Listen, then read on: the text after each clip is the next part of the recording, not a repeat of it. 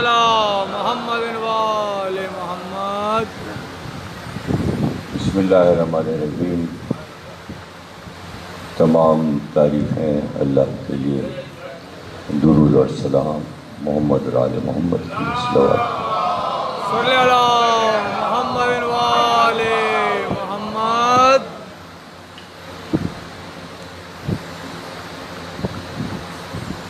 5 روزہ مجالس لاہور میں جاگیر علی اکبر، آج میں نے محمود اختر صاحب نے جو کارنامہ کیا ہے، اس کو میں نے ایک ایک حصہ دیکھا، اور جو آگے ان کا ارادہ ہے اور عزم ہے، جس طرح اس کو وہ بنانا چاہتے ہیں، تو یہ تمام چیزیں حب حسین، حب علی، اور جب تک عشق کی منزلوں پر نہ ہو، یہ سب چیزیں ظہور میں نہیں آ سکتی۔ محبت علی، محبت حسین، آپ مجلس میں فرش اعلیٰ پر جو تشریف فرما ہوتے ہیں تو یہی محبت کھینچ کر لاتی ہے، اور اسی جذبے کے تحت جو کچھ ہم سنتے ہیں، چونکہ ذکر زندہ لوگوں کا ہے،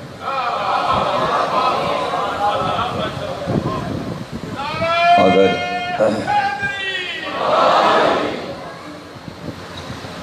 قرآن میں آیت کی تشریح، تفسیر پہ جو راہ خدا میں شہید ہو جائیں، انہیں مردہ نہ سمجھیں، وہ زندہ ہے اور وہ اپنے رب سے رزق پاتے ہیں۔ رزق پانا زندگی کی دلیل ہے، رزق پاتے بھی ہیں اور رزق تقسیم بھی کرتے ہیں۔ تو اگر یہ عزاداری نہ ہوتی تو صرف ہم لفظوں میں کہتے کہ وہ زندہ ہے، اپنی آنکھوں سے نہیں دیکھتے، اس لیے کہ دنیا میں بڑے بڑے لوگ گزرے، بڑے بڑے بادشاہ گزرے، دولتیں تھیں، خزانے تھے، لیکن اپنے بعد کوئی ایسا کام کر کے نہیں گئے کہ اتنی دولت چھوڑ جاتے کہ اس دولت کو صدق کرتے رہنا اور ہمارا ذکر کرتے رہنا۔ حسین نے کوئی دولت نہیں چھوڑی، کوئی رقم وقف نہیں کی، لیکن ذکر ہو رہا ہے، اور ایسا ذکر ہو رہا ہے کہ پورے زمانے میں، پورے ورلڈ میں ہو رہا ہے۔ ماشاءاللہ۔ کوئی تصور بھی نہیں کر سکتا کہ کہاں تک ہے، اس لیے کہ نہ چاہنے والوں کی کمی ہے اور نہ جذبوں کی کمی ہے، اور نہ ہم وہاں تک پہنچ سکتے ہیں۔ ذکر حسین سے جو دین خدا کو فائدہ پہنچا، اس پہ غور کر لیجیے کہ ہر نبی سے اللہ نے یہ وعدہ کیا کہ ہم آنے والی قوموں میں تمہارے ذکر کو زندہ رکھیں گے۔ اگر غم حسین اور مجلس کو ہٹا دیں تو اللہ کا انبیاء سے یہ وعدہ کیسے پورا ہوتا ہے؟ ذکر حسین میں ہی پورے دین کا ذکر ہو رہا ہے۔ آیات قرآن یہاں پڑھا جاتا ہے، ہزاروں آیتیں 10 دن میں محرم میں پڑھ دی جاتی ہیں پورے ورلڈ میں، اور اگر ان کو جمع کیا جائے اور گنا جائے پورے ورلڈ میں جہاں جہاں دنیا میں جہاں جہاں زداری ہو رہی ہے، پھر ان حدیثوں کو جمع کیا جائے جو 10 دن میں پڑھ دی جاتی ہیں، پھر ان پیغمبروں کا ذکر جن کا ذکر امام حسین علیہ السلام کی وجہ سے ہو رہا ہے۔ اس نظریے سے مسلمانوں نے ذکر حسین کو دیکھا نہیں، اور نہ مسلمانوں کو یہ بات سمجھائی گئی ہے کہ آپ اس ذکر کو اس طرح دیکھیے کہ اگر ذکر حسین نہ ہو تو دین کی کوئی چیز زندہ نہ رہتی۔ سب کی نظر صرف جاتی ہے کہ ماتم کیا ہے، رخ موڑ دیا، ماتم کیا ہے، تابوت کیا ہے، تعزیہ کیا ہے، علم کیا ہے، اس پہ کوئی غور نہیں کرتا کہ دین الہی میں جو کچھ ہے اس کا ذکر صرف حسین کی وجہ سے ہو رہا ہے۔ اگر فرض کیجئے کہ اللہ قرآن میں واجب قرار دے دیتا کہ 1,24,000 انبیاء کا یوم منایا کرو، ڈے منایا کرو، تو کیا یہ مسلمان قوم کر پاتی؟ وہ تو کہتے کہ بھئی 365 دن ہے سال میں اور انبیاء ہیں 1,24,000، تو زیادہ سے زیادہ ہم 300 پیغمبروں کا ذکر کر لیں، لیکن کیا روز ایک پیغمبر کا ذکر، روز ایک جلسہ ہوتا تو پھر کام کیا کرتے؟ کھاتے کیا، سوتے کیا، پیتے کیا، نوکری کیا کرتے؟ بس روزانہ ایک یوم ہوتا۔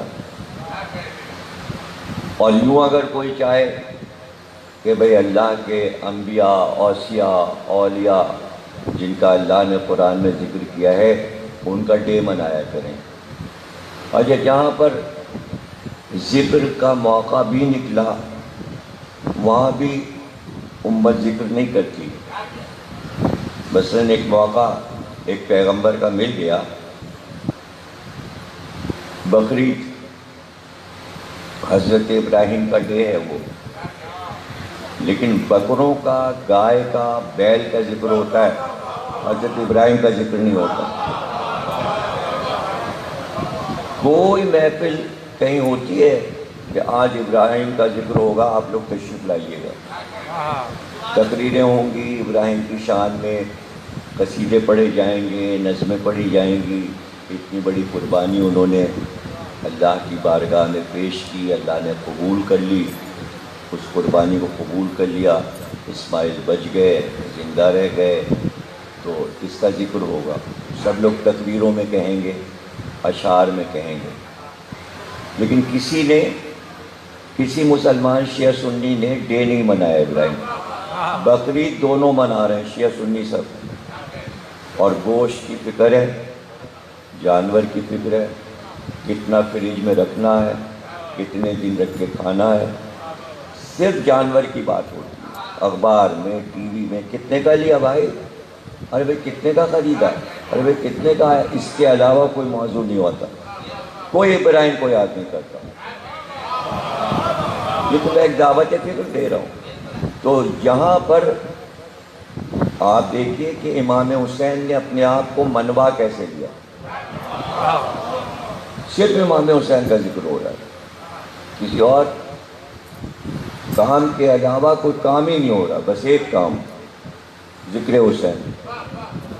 اب ذکر حسین کی وجہ سے ذکر سرکار دو عالم ہو رہا ہے، ذکر علی ہو رہا ہے، ذکر اجداد پیغمبر ہو رہا ہے، آنے والے ائمہ کا ذکر ہو رہا ہے، 1,24,000 انبیاء کا ذکر ہو رہا ہے، آیات قرآنی کا ذکر ہو رہا ہے امام حسین کی وجہ سے۔ صرف اگر آپ یہ بیٹھ کے سوچیں کہ امام حسین کی وجہ سے کائنات میں ہو کیا رہا، حالانکہ بہت پہلے ایک حساب لگایا گیا تھا کہ عزاداری پر کتنے کروڑ روپے خرچ ہوتے ہیں، ایک حساب لگایا گیا تھا، آج سے کوئی 60-65 سال پہلے ایک حساب لگایا گیا تھا، وہ لکھا ہوا رکھا ہوا ہے۔ لیکن اس مرتبہ کراچی کے تمام ٹیلی ویژنوں نے ایک حساب لگا کر بتایا کہ امام حسین کی عزاداری سے دکانداروں کو کتنا فائدہ ہے، حلوائیوں کو کتنا فائدہ ہے، کپڑے والوں کو کتنا فائدہ ہے، یعنی تمام شعبے کتنا کماتے ہیں 10 دن میں، تو لاکھوں کا حساب کر کے، کروڑوں کا حساب کر کے ٹیلی ویژن نے بتایا ہے۔ یعنی امام حسین کی عزاداری کو ابھی تک کسی نے یہ سوچا ہی نہیں کہ کس کس رخ سے ہم دنیا کو سمجھائیں اور بتائیں۔ اب لوگ کہتے ہیں صاحب 1400 سال ہو گئے تو کیا واقعہ کربلا ختم ہی نہیں ہو رہا، سال بسال بیان کیا جاتا ہے۔ واقعہ کربلا تو وہی ہے، بیان ہوتا رہے گا، جیسے قرآن وہی ہے، نیا قرآن تھوڑی ہر سال آئے گا، پھر رمضان میں بدل گیا قرآن وہی رہے گا۔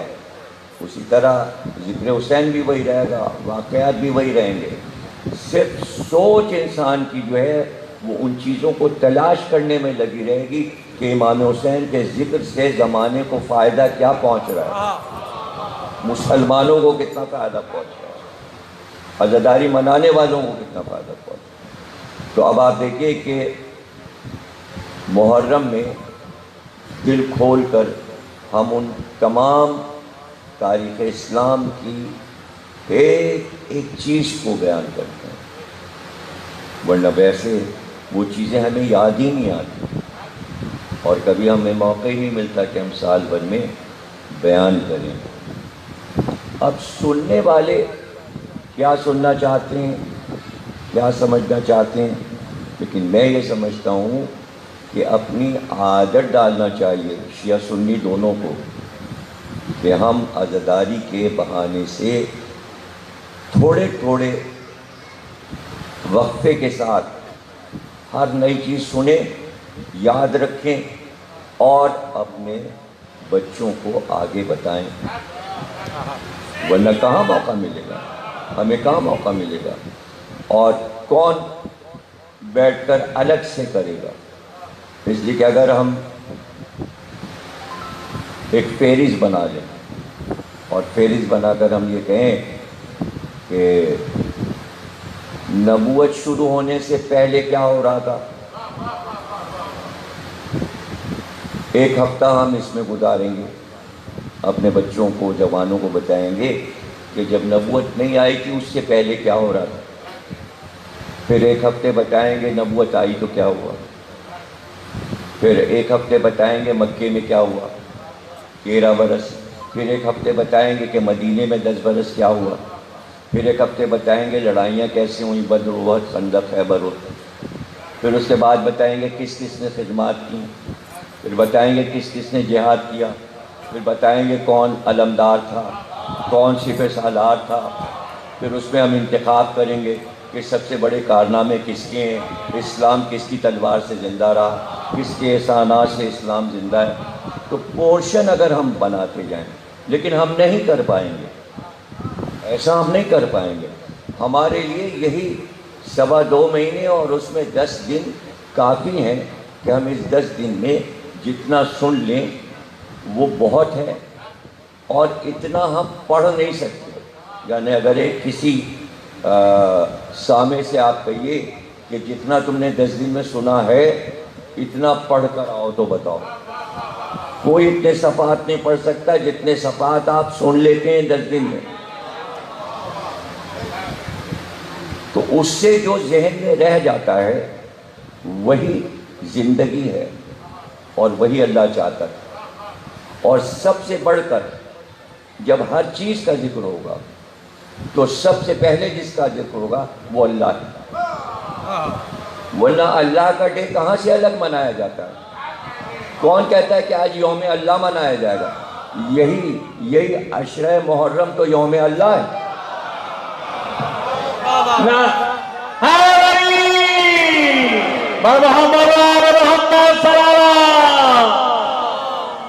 نمازیں پڑھنا توحید نہیں ہے، روزے رکھنا توحید نہیں ہے، زکوٰۃ دینا توحید نہیں ہے، حج پہ جانا توحید نہیں ہے، مسجدیں بنانا توحید نہیں ہے، تلاوت کر لینا توحید نہیں ہے۔ توحید یہ ہے کہ یہ بتایا جائے توحید کو زندہ کس نے کر دیا اور کیسے، کس طرح۔ کربلا سے پہلے توحید کیا ہے اور کربلا کے بعد توحید کیا ہو گئی، اور آج 1400 سال کے بعد اللہ کے ڈنکے کیسے بج گئے، اللہ اللہ کیسے دنیا میں ہونے لگا اور کس طرح اللہ کو مانا گیا، اور واقع کربلا سے پہلے اللہ کو کیسے مانا جا رہا ہے۔ کچھ لوگ اللہ کو یقین کے ساتھ مانتے تھے نبوت آنے سے پہلے، پھر جب نبی آ گئے، اعلان نبوت ہو گیا، اس کے بعد کتنے لوگوں نے اللہ کو مانا؟ یہ جو میں کہہ رہا ہوں اللہ کو مانا، آپ کہیں گے پورے عرب نے لا الہ الا اللہ کہہ دیا۔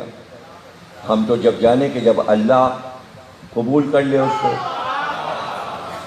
اس لیے کہ بار بار کہہ رہا ہے کہ اے عرب، تم نے تو ابھی لا الہ الا اللہ پڑھا ہے، صرف اسلام لائے ہو، ایمان لاؤ۔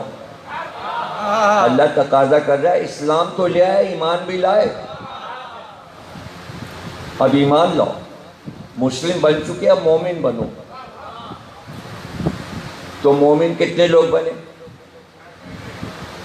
کتنے لوگ بنے آپ بتائیے؟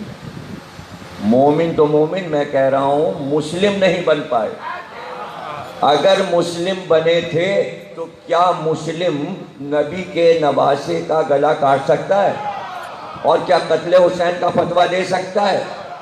اچھا آپ کہیں گے نہیں، وہ تو ظالم لوگ تھے اور تھوڑے سے لوگ تھے جنہوں نے حسین کو قتل کر دیا، اور تو سب مسلمان تھے۔ اگر وہ حیوان ہو گئے تھے ان کو آپ نہ مانیے مسلمان، جنہوں نے مار ڈالا امام حسین کو، اور ایک دوسرے پہ بات ڈالتے رہیے، نہیں انہوں نے قتل کر دیا، نہیں کوفے والے تھے، نہیں کوفے والے، نہیں شام والے تھے، شام والے نہیں فلانے تھے، یہ تھے وہ تھے، یہودی سازش اس میں ملی ہوئی تھی، اس میں عیسائی بھی ملے ہوئے تھے، جو چاہے کہہ لیجیے۔ چلیے مان لیا کہ وہ تھوڑے سے لوگ تھے جنہوں نے امام حسین کو قتل کر دیا، وہ کسی قابل نہیں ہے کہ انہیں مسلم کہا جائے یا مومن کہا جائے۔ تو قتل حسین کے بعد جو مسلم بچے تھے جو قتل میں شامل نہیں تھے وہ چپ کیوں رہے؟ انہوں نے انقلاب برپا کیوں نہیں کر دیا؟ تلوار لے کے کیوں نہیں نکل آئے؟ انہوں نے یزید کو قتل کیوں نہیں کر دیا؟ انہوں نے کوفے والوں کو مار کیوں نہیں ڈالا؟ یہ مختار آئے ہیں تب سب کچھ ہوا ہے بھائی۔ تو یہی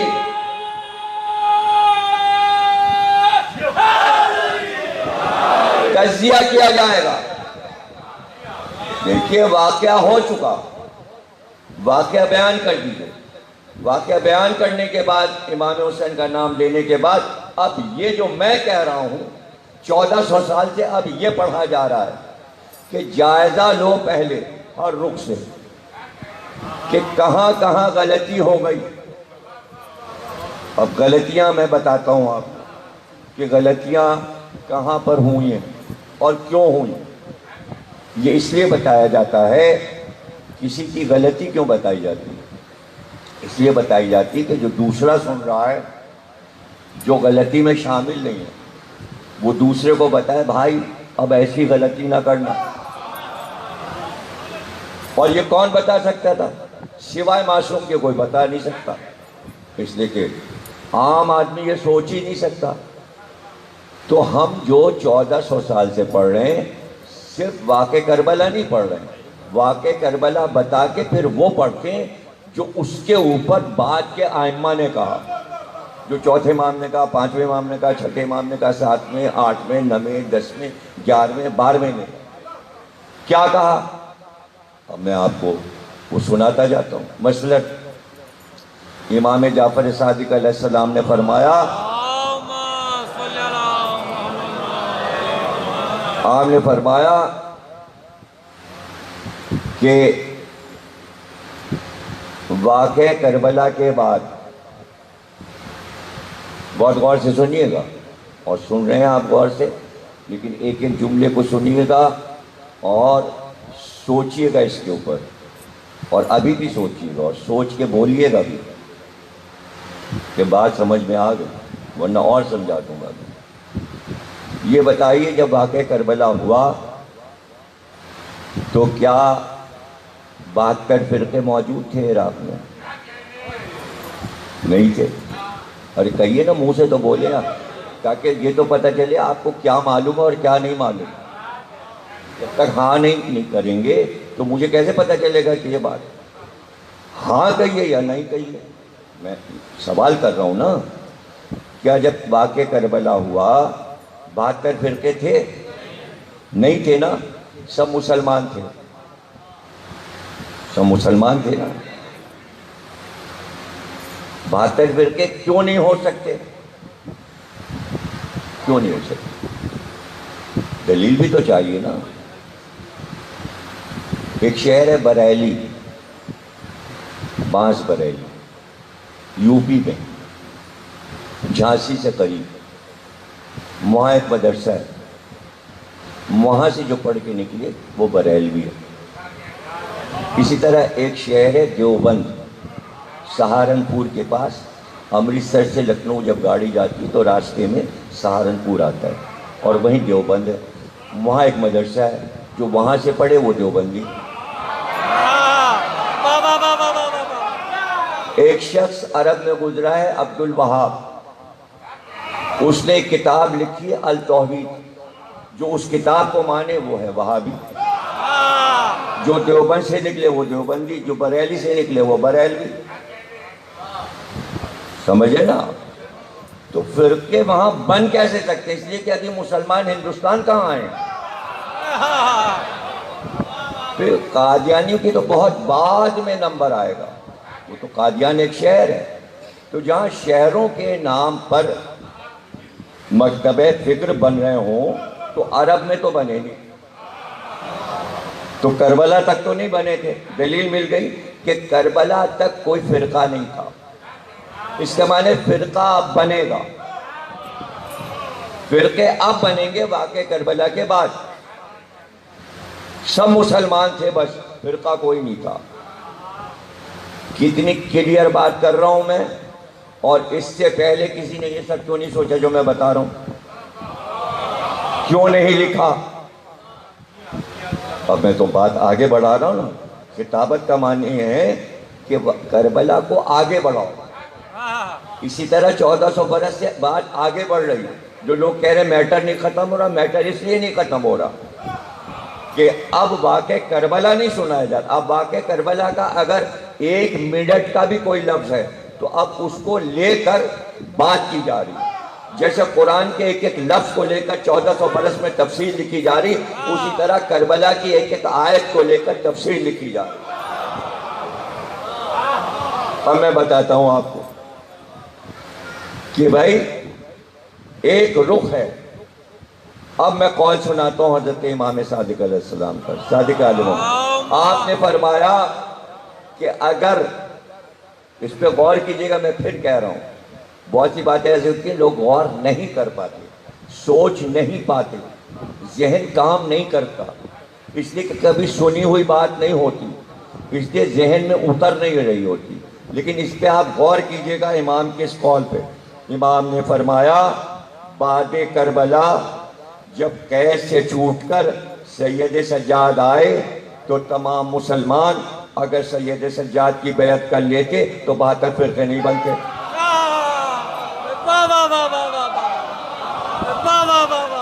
سید سجاد پہ سب متفق ہو جاتے، نہ شیعہ ہوتے نہ سنی.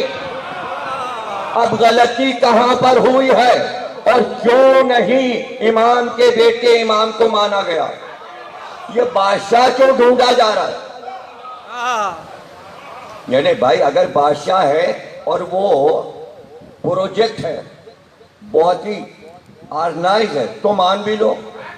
وہاں پریشانی یہ ہو گئی کہ یزید کے بعد لوگوں نے یزید کے خلاف خط لکھنے شروع کر دیے کہ ہم تجھے بادشاہ نہیں مانیں گے، تجھے خلیفہ نہیں مانیں گے.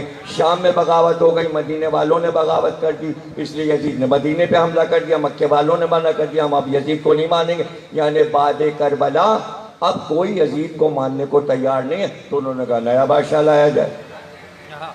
ان کا بھئی نیا بادشاہ کیسے لے آئیں؟ اس لیے کہ یزید تو بھی بیٹھا ہوا، اس کی طاقت ہے، اگر کوئی اٹھے گا تو جیسے حسین کو شہید کر دیا گیا، جو اٹھے گا وہ بھی مارا جائے گا، اس لیے چپ بیٹھے رہو. اس کی طاقت ہے، اس کا لشکر ہے، یہ ہے. بس بغاوتیں ہوتی نہیں، لوگ ادھر ادھر بات کرتے رہے. یزید نے کام اچھا نہیں کیا، دوسرا کام بھی اچھا نہیں کیا، کعبے پہ حملہ کروا دیا. تیسرا کام بھی اچھا نہیں کیا، مدینے پہ حملہ کروا دیا. باتیں لوگ کر رہے ہیں، حسین کی طرح اٹھ کر کوئی نہیں آ رہا، سامنے نہیں آ رہا.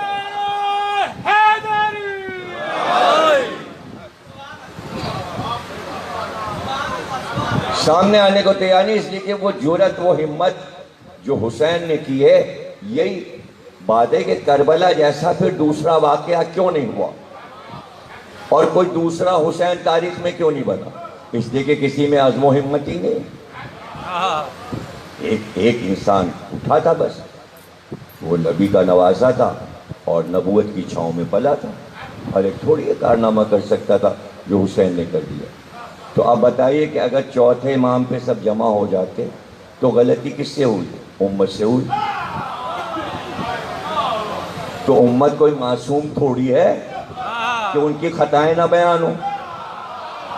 لیکن آپ میری بات پہ غور نہیں کر رہے. میں نے آپ کو نام کیا ہے سید سجاد کا؟ سید سجاد کا نام ہے علی. تو یہ دوسرے علی پہ تھوڑی غلطی ہوئی، پہلے علی پہ غلطی ہوئی.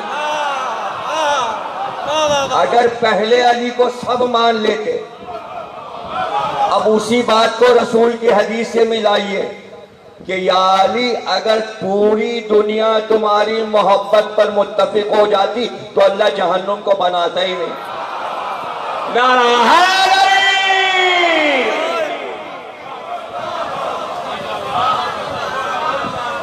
جہنم خلقی نہ ہوتا. اس کے اب اس حدیث سے کیا سمجھے آپ؟ اس کا بھی تجزیہ ہوگا، اس کو بھی بچوں کو سمجھایا جائے گا، جوانوں کو اس کا جائزہ لیا جائے گا تاکہ بات اور ذہن میں بیٹھ جائے. یعنی اللہ جہنم بنانے سے پہلے یہ بات جانتا تھا کہ پوری دنیا علی کی محبت پر متفق نہیں ہوگی. اسی کو کہتے ہیں علم توحید. اگر کوئی یہ کہتا ہے کہ ایک دم سے کوئی چیز ہو جاتی ہے اور اللہ کو نہیں پتا، تو واقع کربلا ایک دم سے تھوڑی ہو گیا. اللہ کو پہلے سے پتا تھا کہ امت ایسا کرے گی، حسین کو قتل کر دے گی. اب یہاں پر ایک اور علم توحید کا نکل آئے گا، شاخیں نکلتی جائیں گی، توحید سمجھ میں آتی جائے گی. یعنی اللہ کو پہلے سے یہ بات پتا ہوتی ہے اب یہ ہوگا اور یہ ہوگا تو اس کے یہ نتیجے برآمد ہوں گے. مثالیں میں 10,000 دے سکتا ہوں. اللہ نے ابراہیم سے کہا اسماعیل کو قربان کرو. اللہ کو پتہ ہے میں ابراہیم سے کہوں گا، پھر اس کے بعد کیا ہوگا، پھر اس کے بعد کیا ہوگا، پھر اس کے بعد کیا ہوگا. تو اللہ کو پہلے سے معلوم ہے حکم میں دوں گا، پھر میں منع کر دوں گا کہ جبریل جاؤ اسماعیل کو ہٹاؤ، دمبا لا کے لٹاؤ. اب اس طرح تو آپ نے اللہ میاں کے سارے راز تو سنے نہیں ہوں گے، تو حیرت تو ہو رہی ہوگی نا. بھائی مجھے بلایا ہی محمود اختر صاحب نے اسی لیے تاکہ میں آپ کو حیران کروں، چلا جاؤں. آپ کہیں گے آپ حیران کرنے آئے تھے. نہیں، میں حیران کرنے تھوڑی آیا. اللہ سورہ کہف میں کہتا ہے کہ علم کی منزل پر حیرانی ہے. اچھی بات نکلتی ہے. اللہ نے موسیٰ سے کہا کہ اگر تم حیران ہونا چاہتے ہو تو خضر سے ملو. تو انبیاء سے کہا جاتا ہے جا کے علم سیکھو تاکہ حیران ہو. اب جب گئے تو خضر کے ساتھ کشتی میں بیٹھ گئے، انہوں نے کشتی میں سوراخ کر دیا، آگے گئے ایک بچے کو قتل کر دیا، پھر آگے گئے ایک ٹوٹی دیوار بنانے لگے۔ موسیٰ کے لیے تو حیرانی تھی، خضر کے لیے علم تھا، موسیٰ کے لیے حیرانی تھی۔ آپ جو کچھ مجلس میں سن رہے ہیں بچپن سے اب تک، آپ کے لیے علم ہے، دوسرا سنتا ہے اس کے لیے حیرانی۔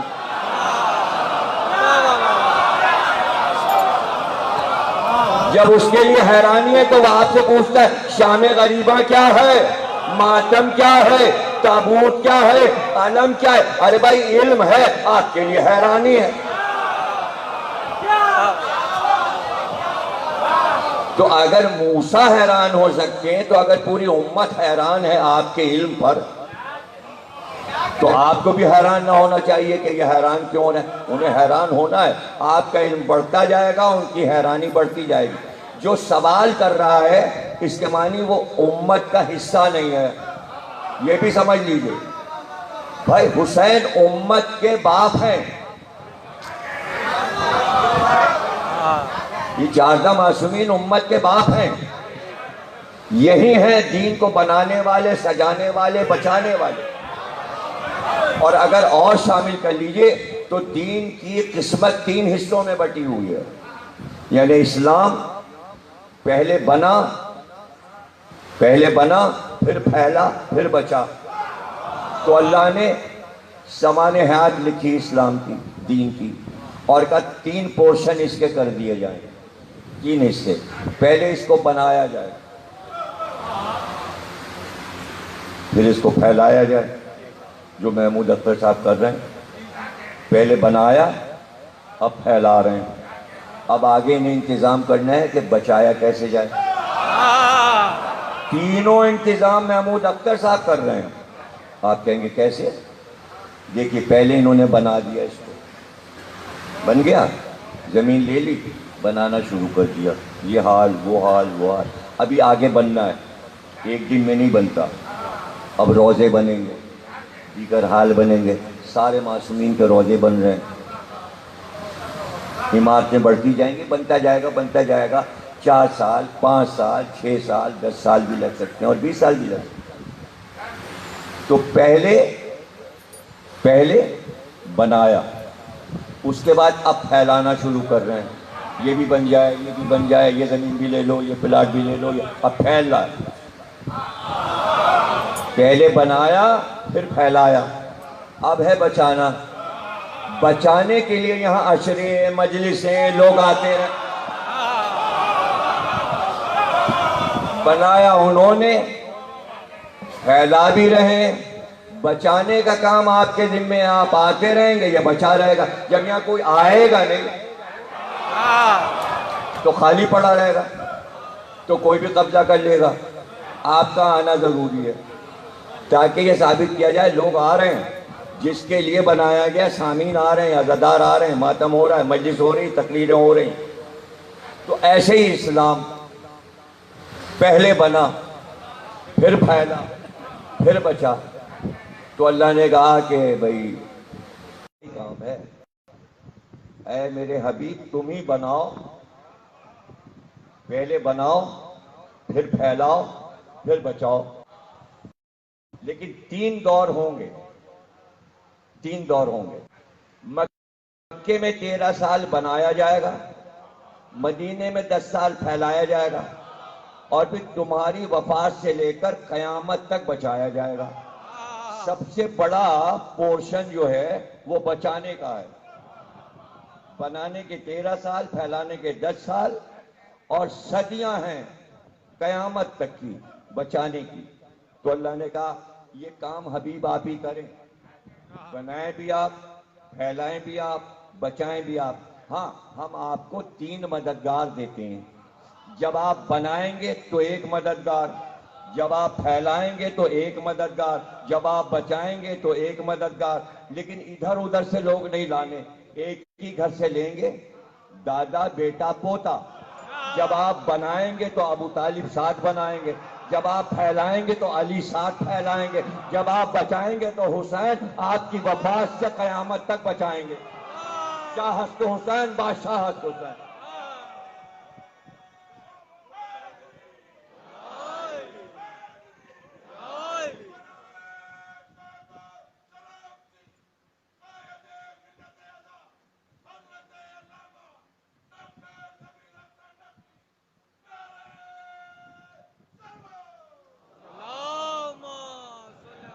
جب بنا ابو طالب تھے، جب پھیلا تو علی تھے، اور آج بچ رہا ہے حسین. یعنی ایک گھر سے باہر بات نہیں نکلے گی. خون ایک ہی ہے، نہیں غور کیا؟ خون ایک ہی ہے. دین کے لیے قربانی دینے والا خون ایک ہے. ابو طالب، علی، حسین. اب آگے جتنے بھی اس نسل میں آ جائیں، رہے گا نام ابو طالب کا. یہ کریڈٹ ابو طالب کو جاتا ہے. کیوں جاتا ہے؟ کیوں اللہ سب سے پہلے ابو طالب کا نام رکھ رہا ہے؟ اس لیے کہ جب اعلان کیا